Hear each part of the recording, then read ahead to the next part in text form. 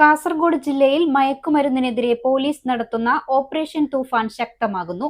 ചെങ്കള ഇന്ദിരാനഗറിൽ വെച്ച് മയക്കുമരുന്നുമായി ഒരാൾ പിടിയിൽ. പന്നിപ്പാറ സ്വദേശി മുഹമ്മദ് അഫീഫിനെയാണ് വിദ്യാനഗർ പോലീസ് അറസ്റ്റ് ചെയ്തത്.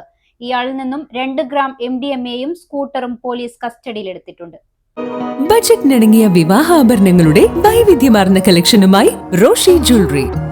ഡയമണ്ട് ആഭരണങ്ങളുടെ ഏറ്റവും പുതിയ ഡിസൈനുകൾ ഏറ്റവും കുറഞ്ഞ പണിക്കൂലിയിൽ. Roshi jewellery, gold and diamonds, bank road and കോട്ട് റോഡ്, കാസർഗോഡ്. ഫോറെവർ ഷൈൻ.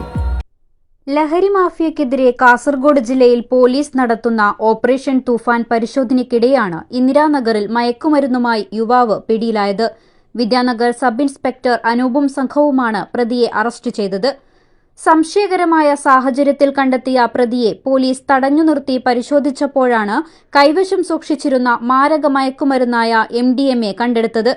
പന്നിപ്പാറയിലെ പൈക്ക ക്വാർട്ടേഴ്സിൽ താമസിക്കുന്ന 28-കാരനായ മുഹമ്മദ് അഫീഫാണ് വിദ്യാനഗർ പോലീസിന്റെ പിടിയിലായത്. ഇയാളിൽ നിന്നും 2 ഗ്രാം MDMA പോലീസ് കണ്ടെടുത്തു. അഫീഫ് സഞ്ചരിച്ച സ്കൂട്ടറും പോലീസ് കസ്റ്റഡിയിലെടുത്തിട്ടുണ്ട്. ജില്ലയിൽ മയക്കുമരുന്ന് മാഫിയക്കെതിരെയുള്ള പരിശോധനകൾ വരും ദിവസങ്ങളിലും ശക്തമായി തുടരുമെന്ന് പോലീസ് അറിയിച്ചു. News 14 live, Kasaragod.